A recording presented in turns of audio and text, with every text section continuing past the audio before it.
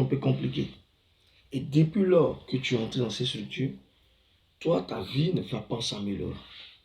Ta vie ne va pas s'améliorer. Pire, ta situation et ta condition de vie se dégradent. Que faire? Que faire? Que faire? Vas-tu rester là à observer que ta condition décline toujours ou vas-tu te réveiller comme le roi David?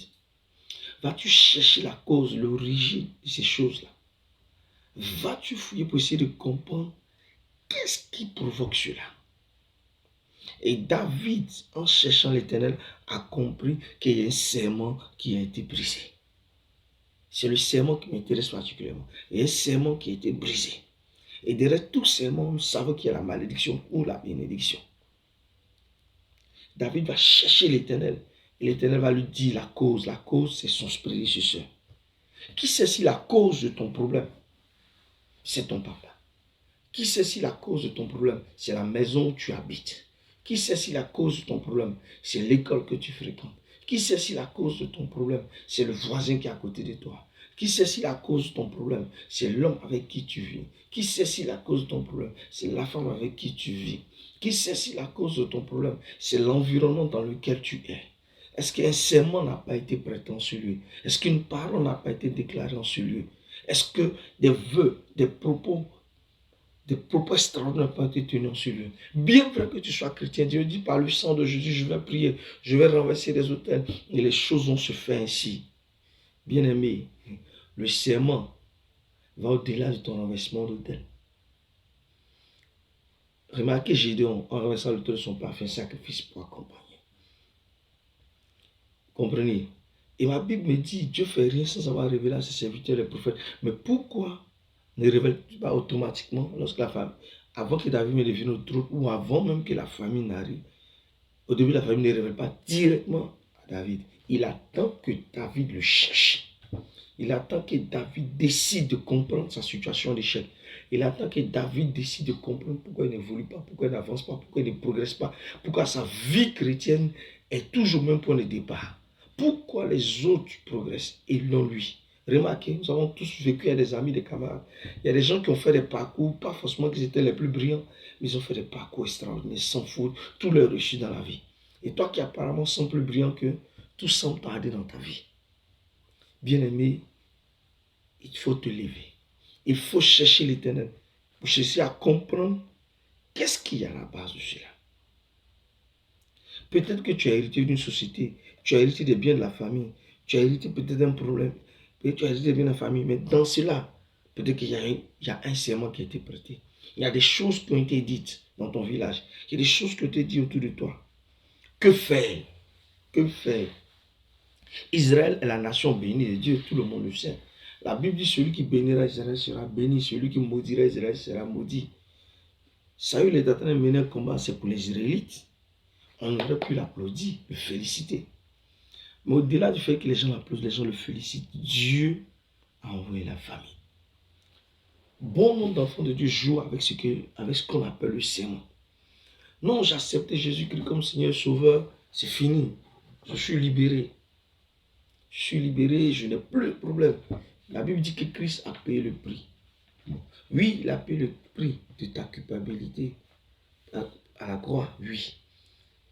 Oui, il a payé le prix, tu t'es répandu, tu as accepté Jésus. Mais là où tu vis, ce que tu mènes, ou d'où tu viens, sais-tu ce qui a été dit là-bas? Sais-tu ce qui a été dit là-bas? Et toi, quand vas-tu te poser des questions? Es-tu heureuse de ta situation? Es-tu fier de ta situation, mon frère? Es-tu heureuse de ta situation, ma soeur? Jusqu'à quand vas-tu rester là? Dieu dit à Saül, à David, c'est à cause de Saül. C'est à cause de Saül, c'est pas à cause de toi. Ce que tu subis, c'est pas à cause de toi, mais c'est à cause de Saül. Et tu occupes le même poste, le même fauteuil, tu es dans le même pays, tu as les mêmes origines que Saül. C'est à cause d'eux. Bien-aimé, c'est à cause d'eux. C'est à cause d'eux. C'est à cause d'eux. C'est à cause de tes parents que tu souffres. C'est à cause de tes amis que tu souffres. C'est à cause de ton village que tu souffres. C'est à cause de ton pays que tu souffres. C'est à cause d'eux. C'est pour dire qu'il y a toujours quelque chose derrière. C'est à cause d'eux. Dieu vient dire, à David, c'est à cause d'eux. C'est à cause d'eux. Ta situation, c'est à cause d'eux. Ça peut être à cause de toi, à cause de ta famille, à cause de tes parents, à cause d'un serment qui a été brisé. Cherche, fouille dans ta famille, fouille dans tes origines, fouille dans ton quartier, fouille dans ton environnement. Il n'y a pas d'un serment qui n'a pas été respecté. Il n'y a pas d'un serment qui devait être réparé. Il n'y a pas quelque chose qui doit être réparé. C'est à cause d'eux. C'est à cause d'eux. C'est pourquoi tes prophéties ne s'accomplissent pas. Dieu m'envoie te dire, normalement les prophéties te concernant doivent s'accomplir. Elles ne s'accomplissent pas à cause d'eux. À cause d'eux. Elles ne s'accomplissent pas à cause d'eux. Dieu ne tombe pas des prophéties de révélation et cela ne s'accomplit pas. Mais cela ne s'accomplit pas à ton égard à cause d'eux. Et c'est cette cause-là qu'il te faut chercher.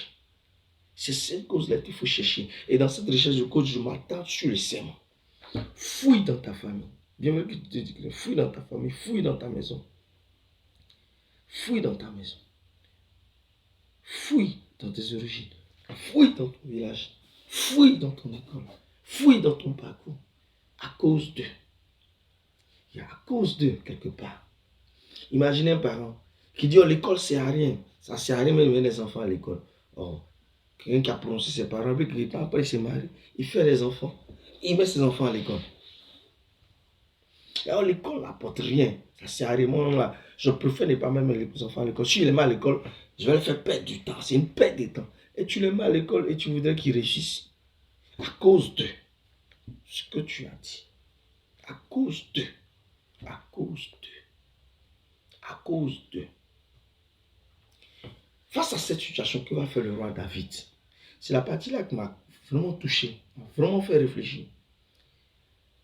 Et je l'ai dit tantôt, il y avait des sacrificateurs en Israël. Il y avait des prophètes également.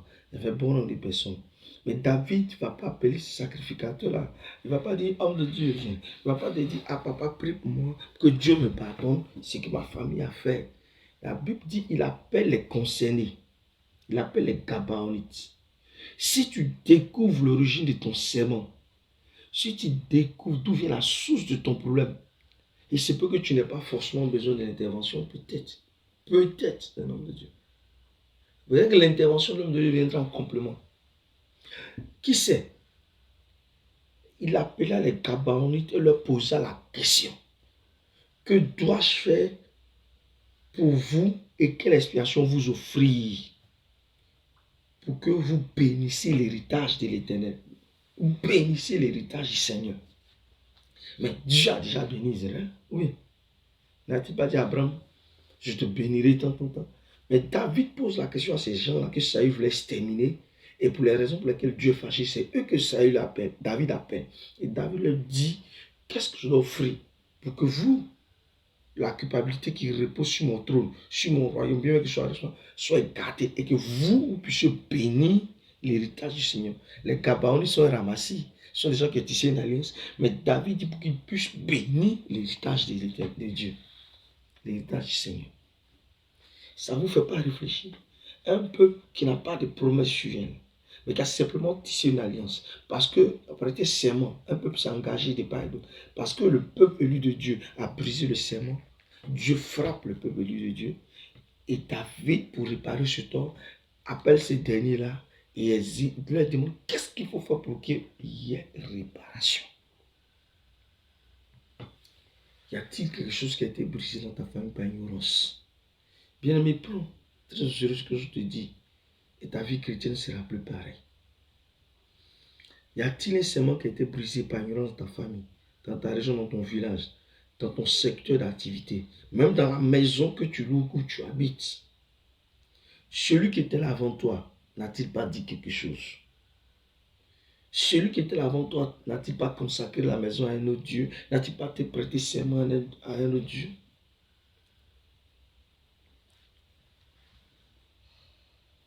Est-ce que tu te souviens de cela?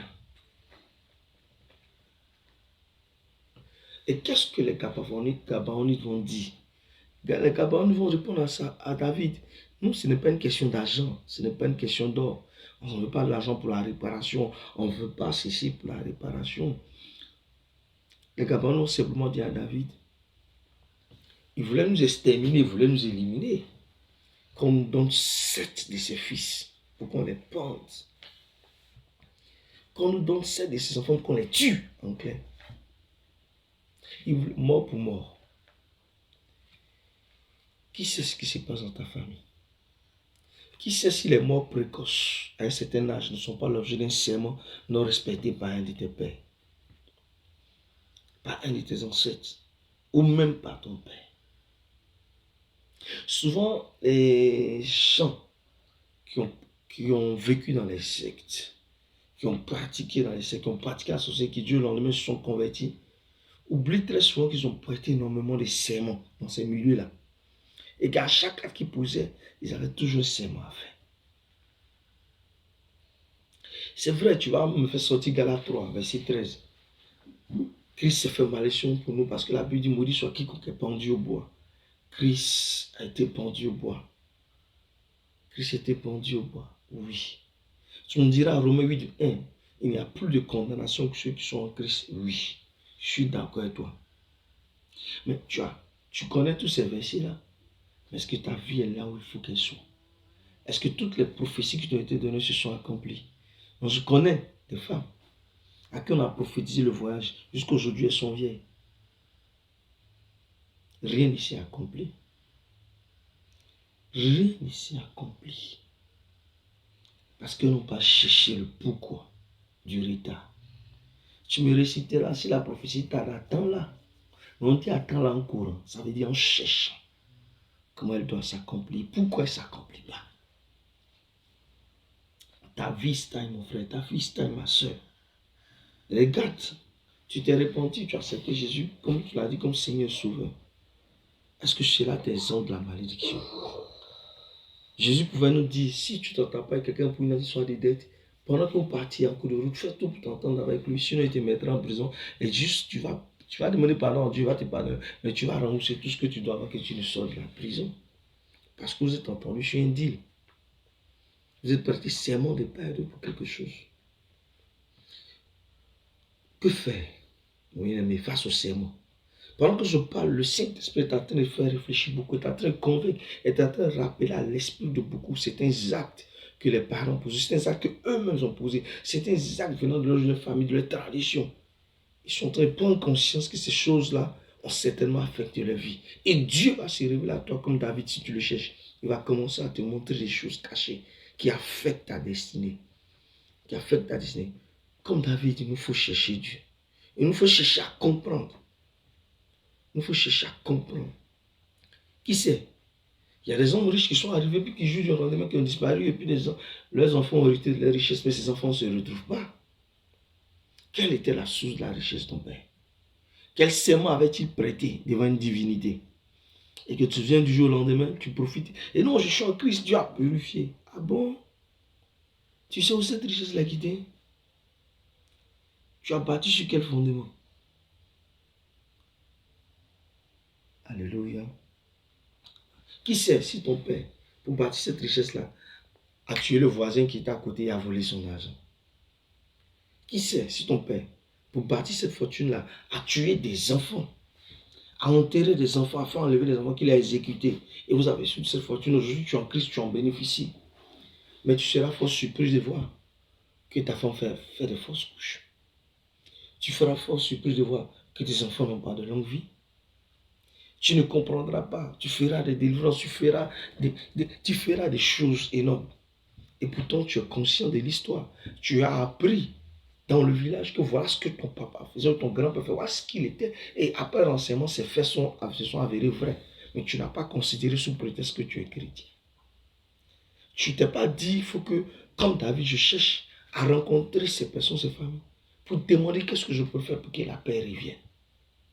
Ça ne te dit rien. Et au détour de ton ministère, même si tu es